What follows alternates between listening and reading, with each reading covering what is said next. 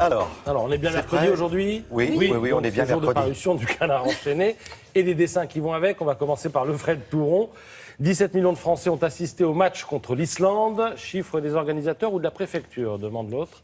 Je rappelle qu'il y avait hier une manif. La CGT a dit 45 000 et la préfecture disait 7 500 participants. Alors, ça, c'était le dessin le plus ironique. Voici maintenant le plus subtil.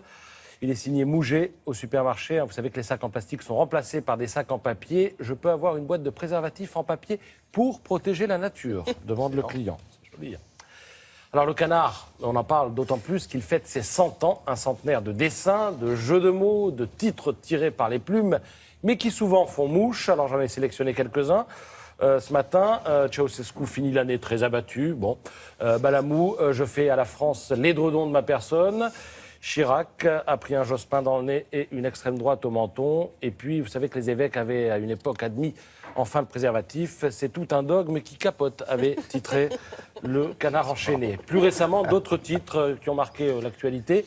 Vous savez, la suppression de l'accent circonflexe sur le U, le I, mais pas sur le O. Pas de chance, l'accent va rester sur le chômage, titrait le Canard.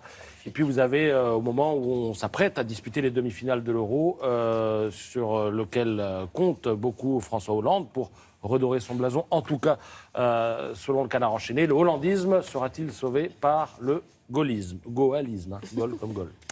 Alors aujourd'hui, c'est le 4993e numéro du Canard enchaîné, ce qui entend qu'il y en a eu un.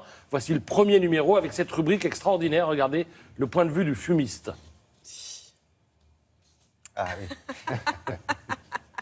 Et puis, puisque le Canard a 100 ans, ça nous vaut, pour terminer, un dessin de le Fred Touron. Allons-y. 100 ans, 20 quinquennats du François Hollande, ça te fait rêver. Eh ben, merci beaucoup. Alors, on va parler patrimoine maintenant, puisque c'est la journée internationale de la... Femme. Non. La journée du baiser. Oui, enfin, de la galoche, je vous le dis, Oh comme non, c'est écrit. non, C'est non, écrit non, comme non, ça non, dans ça, le c'est quotidien pas gratuit, possible. 20 minutes. Donc moi, je ne fais que lire le journal. Il existe une histoire, apprend-on, une histoire et une géographie du baiser qui est assez précise. Alors en Afrique noire subsaharienne, point de baiser sur la bouche. En Laponie, on pratique le baiser olfactif, c'est-à-dire que ça consiste à respirer profondément l'odeur de l'autre. Pourquoi tu t'approches? Pour mimer la chose, justement. mais je vais m'approcher encore plus pour célébrer cette journée. Alors en Asie, c'est très privé, le baiser. En Inde, on ne s'embrasse pas dans la rue.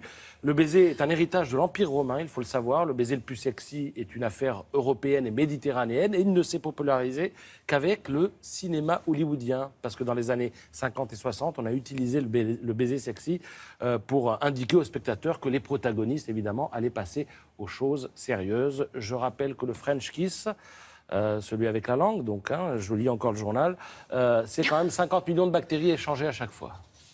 Et toc, Oui, donc bonne journée quand même. un bidou. Un bisou. Un bisou. De loin.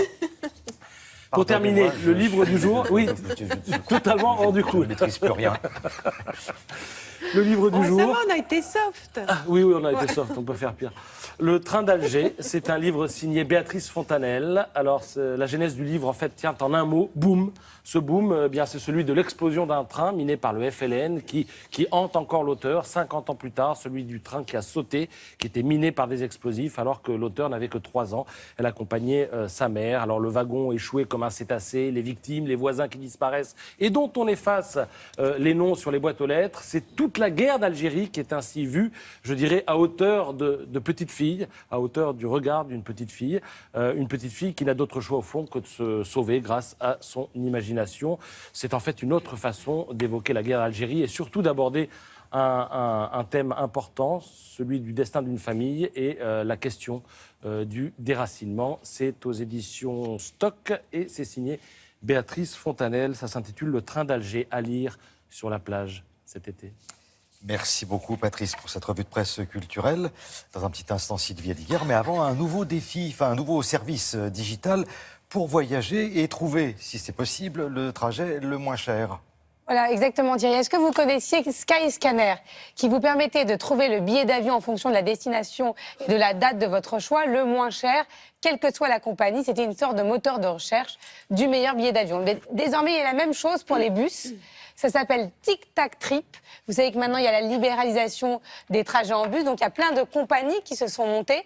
Il suffit de mettre votre destination, la date où vous souhaitez partir. Ça fonctionne dans toute l'Europe. Et on va vous trouver le billet le moins cher pour aller vous galocher sur la plage. Puisque je crois que c'était ça le... Alors, C'est la je thématique. Non, mais là, je suis dépassé par les événements et tout. Bah, Non, vous moi, aviez l'air tellement intéressé par le sujet. moi, j'étais intéressé par le baiser. Pour la galoche, voyez Patrice Romden. Pour la galoche, vous voyez 20 minutes. C'est comme ça qu'il parle dans le Mais journal. très bien, Gratuit merci en beaucoup. plus. Vous C'est prenez bien. 20 minutes en prenant le bus comme ça. Donc le site s'appelle tictactrip.eu. Voilà, comme ça la boucle est bouclée. Merci beaucoup, Laura. Allez, maintenant on va parler tendance.